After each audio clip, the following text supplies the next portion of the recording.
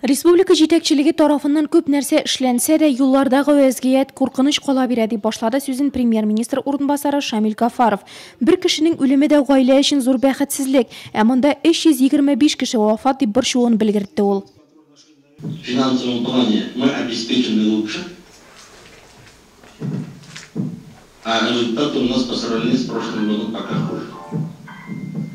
Поэтому 9 месяцев. Именно по количеству погибших. Нужно разбираться в причинах, пересмотреть, может быть, где-то наши другие подходы применить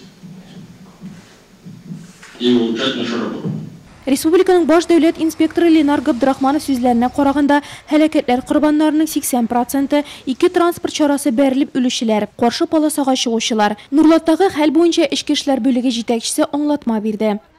Зарегистрировано 22 ДТП, 5 погибших, 21 пострадавших. Если смотреть, значит, количество зарегистрированных ДТП снижения есть, но погибших больше уже еще одно имеем, 6-й, это уже по октябрю. Поэтому здесь и рост с материальным ущербом ДТП с 553 до 633 ДТП. Значит, есть наезды на пешеходов, значит, здесь тоже нужно работать в этом направлении. Юллардагы һәлакәтләрне киметү чаралары, кышкы чорда автомобиль юлларын карап тору, комиссия әгъзалары шушы мәсьәләләр буенча да фикер алышты.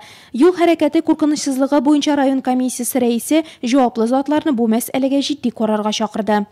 Если этому году только по дорожным работам мы освоиваем уже более 200 миллионов, это очень много.